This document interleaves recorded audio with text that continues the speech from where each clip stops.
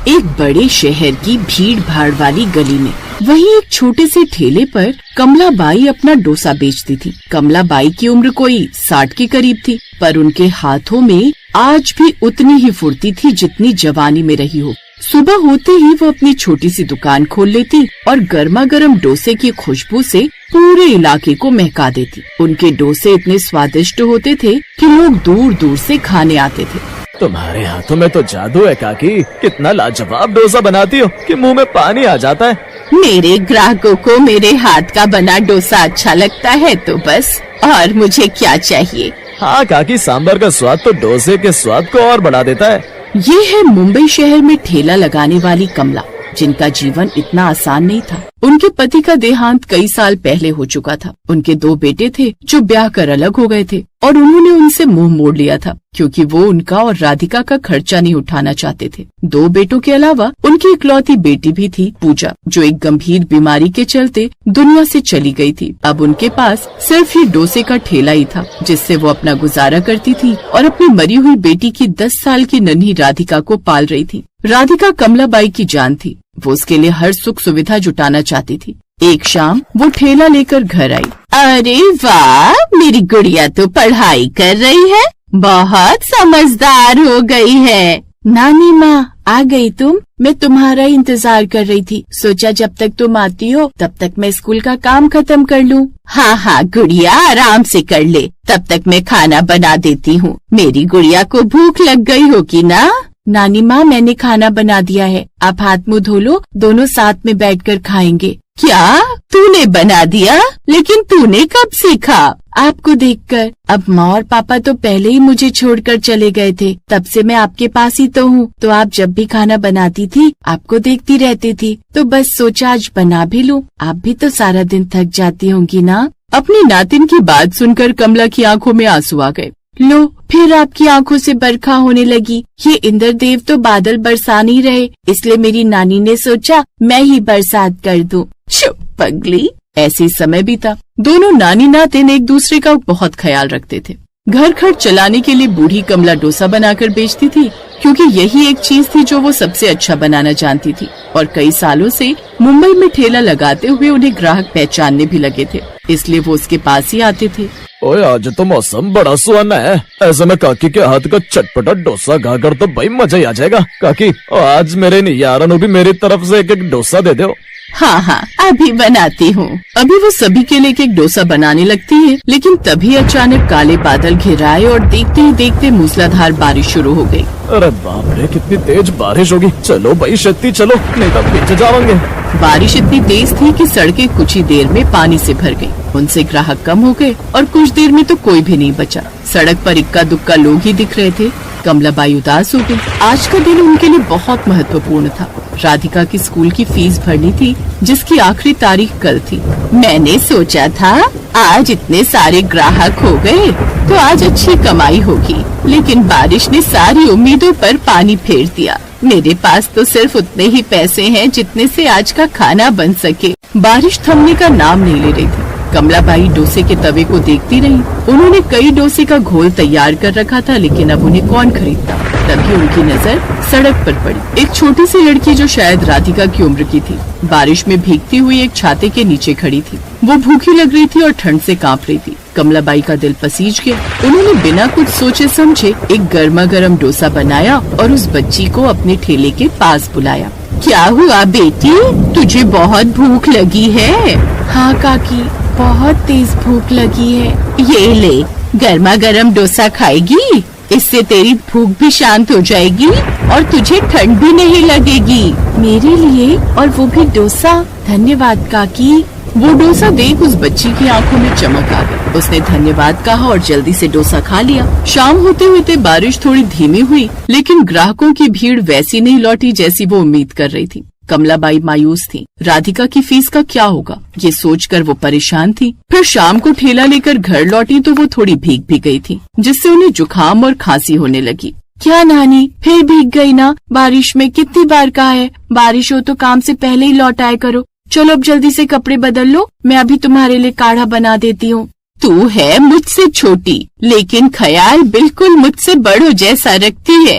फिर राधिका ने दोनों के लिए खिचड़ी बनाई, जिसे खाकर वो दोनों सो गईं। अगले दिन सुबह जब कमलाबाई अपने ठेले पर गई तो हैरान रह गई। उन्होंने देखा कि कुछ लोग उसी ठेले वाली जगह पर खड़े थे। ये वही बच्ची थी जिसे उन्होंने कल डोसा खिलाया था और उसके साथ उसके माता पिता भी थे। बच्ची के पिता ने कमलाबाई से कहा, माँ जी, कल मेरी बेटी ने आपके डोसे की बड़ी तारीफ की। दरअसल ये हमारी बेटी है और घर का दरवाजा खुला रह गया था और ये चलते चलते यहाँ तक आ गई। और जब हमारी नैनी को ये घर में नहीं मिली तब वो इसे ढूंढते हुए यहाँ आई। हम उस वक्त कहीं गए हुए थे। घर जाकर इसने हमें बताया कि कैसे इसने आपके हाथ का बना डोसा खाया, जो इसे बहुत पसंद आया और आज भी ये वही जिद करने लगी। काकी, आपने बुरे वक्त में हमारी बच्ची को सहारा दिया, उसकी मदद की, इसीलिए अब हम भी आपकी मदद करना चाहते हैं।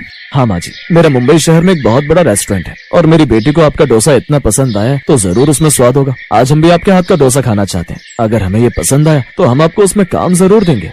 उन्होंने कमलाबाई के हाथ का बना डोसा खाया, जो उन्हें बहुत पसंद आया। वो उनके डोसे के स्वाद से बहुत प्रभावित हुए। उन्होंने कमलाबाई को अपने रेस्तरां में काम करने का प्रस्ताव दिया। आपके हाथ का डोसा तो लाजवाब है। मैं चाहता हूँ कि आप मेरे यहाँ ये बनाकर बेचें। इसके बदले महीने के 60,000 आपको मिलेंगे, साथ ही रहने की भी व्यवस्था होगी।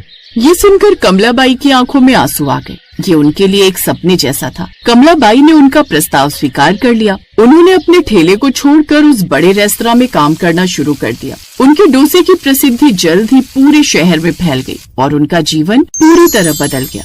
बारिश का वो दिन जिसने पहले कमलाबाई को उदास कर दिया था, आखिरकार उनके लिए एक नए सवेरे की शुरुआत बन गया। ये दर्शाता है कि कभी कभी मुश्किल समय में की गई एक छोटी सी नेकी भी हमें उम्मीद की किरण दिखा सकती है और जीवन को बेहतर बना सकती है।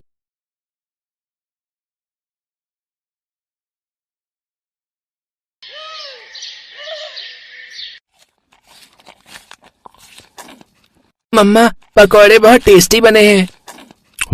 सच में एकदम जबरदस्त। बस बाहर बारिश और हो रही होती तो इन पकौड़ों का मजा दोगुना हो जाता। हाँ, तो उसमें क्या देर है। टीवी पर बता रहे थे हफ्ते भर में मॉनसून आ जाएगा। और सुनिए, बारिश से पहले छत का काम भी करवाना है। हाँ, तुम चिंता मत करो, मैंने मिस्त्री से बात कर ली है। वो कल से ही छत की मरम्मत शुरू कर देगा और 2-4 दिनों में काम पूरा भी हो जाएगा। बस खर्चा हो जाएगा इस सब में। आप चिंता मत कीजिए, हम थोड़ा हाथ रोक कर खर्च करेंगे, फिर सब ठीक हो जाएगा। लेकिन छत की रिपेयरिंग जरूरी है, वरना बारिश में इस बार भी छत टपकने लगी तो बड़ी मुसीबत हो जाएगी। सही बोल रही हो। चलो अब मैं चलता हूँ, शाम को मिस्त्री आएगा तो उसे पूरी छत दिखा देना। अच्छा जी, आप चिंता मत कीजिए। ये एक मिडिल क्लास परिवार है। यहाँ कमाई जरूरत के हिसाब से है, लेकिन खुशियां भरपूर हैं। किसी को किसी से कोई शिकायत नहीं। 2 कमरों का अपना छोटा सा मकान है और रहने वाले बस 3। भैया, पिछली बार यहाँ से बहुत पानी टपका था, तो यहाँ थोड़ा ज्यादा मसाला लगाना, और वो वहाँ पर भी। अरे मैडम जी, यहाँ वहाँ नहीं, आपकी पूरी छत पर मसाला लगेगा। भाई साहब ने जितना बताया था उससे ज्यादा का काम है आपका। खर्चा बढ़ेगा। अच्छा, वो आप इनसे बात कर लीजिएगा, पर काम तो करवाना ही है, वो भी बारिश शुरू होने से पहले। खर्च बढ़ा, लेकिन फिर भी किसी तरह मैनेज करके छत की मरम्मत अच्छे से हो ही गई, और वो भी बिल्कुल ठीक वक्त पर। उधर बारिश भी बिल्कुल ठीक वक्त पर शुरू हो गई। और फिर आहा, कितना बढ़िया मौसम है। मीरा, अब बनाओ तुम पनीर के पकौड़े, बिल्कुल वैसे जैसे उस दिन बनाए थे। हाँ, अब पकौड़े तो बन जाएंगे, पर पनीर के नहीं, सिंपल आलू प्याज के बना देती हूँ। देखिए, छत के काम में ना काफी पैसे खर्च हो गए, तो थोड़ा सोच समझ कर चलेंगे तो हमें ही दिक्कत नहीं होगी, है ना? ठीक है, आलू प्याज के ही बना लो, वो भी तो बढ़िया बनाती हो तुम। संजीव की बात पर मीरा मुस्कुरा दी और पकौड़े बनाने के लिए रसोई में चली गई। फिर संजीव का फोन बजा। संजीव ने कॉल उठाकर बात की और फिर वो भागा भागा रसोई में पहुंचा। अरे सुनो मीरा, पकौड़े थोड़े ज्यादा बना लेना।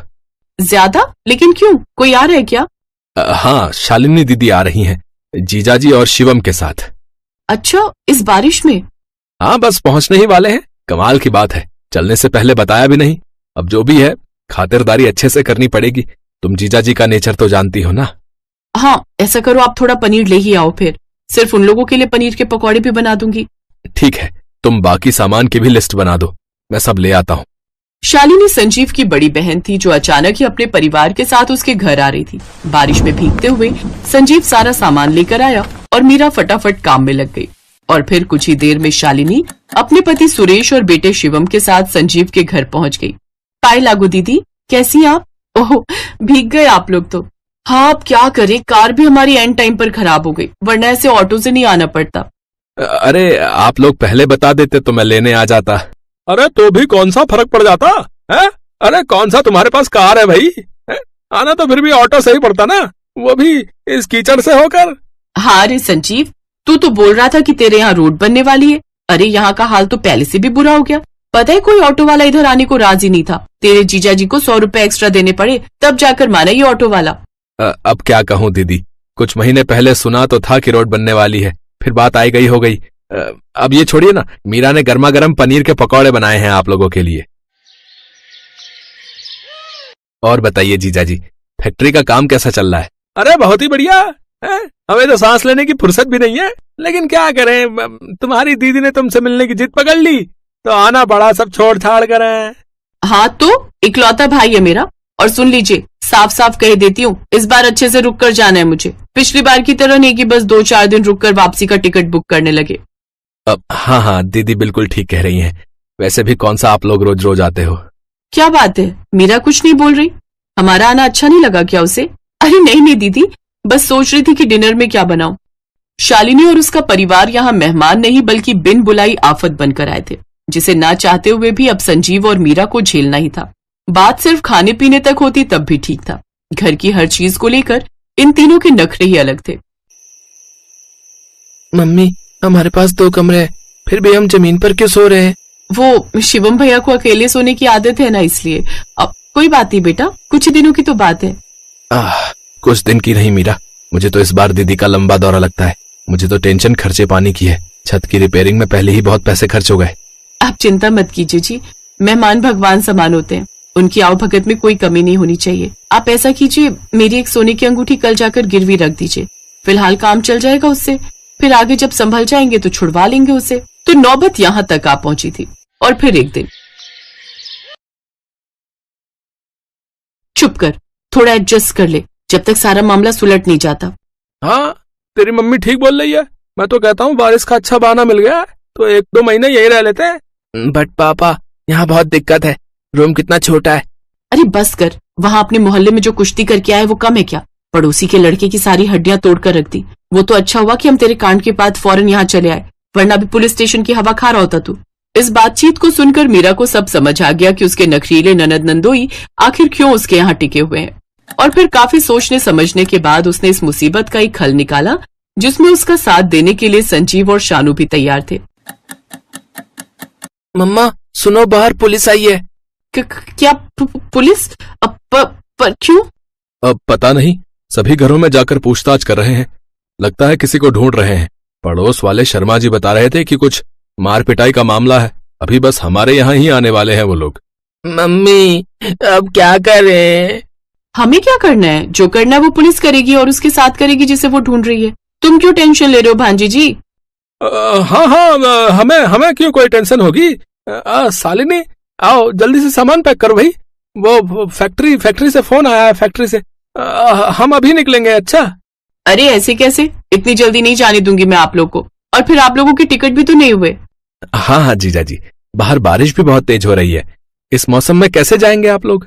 वो सब हम देख लेंगे भाई, लेकिन अभी हमें फौरन जाना होगा। अरे शालिनी, अरे जाओ भाई, मैं जल्दी से कैब बुक करता हूँ, चलो जल्दी करो। संजीव और मीरा की तरकीब काम कर गई। ये बिन बुलाए मेहमान जो महीनों टिकने का प्लान बना रहे थे, कुछ ही मिनटों के मेहमान बनकर वहाँ से भाग निकले, और तब जाकर संजीव और मीरा ने अपने ही घर में चैन की सांस ली।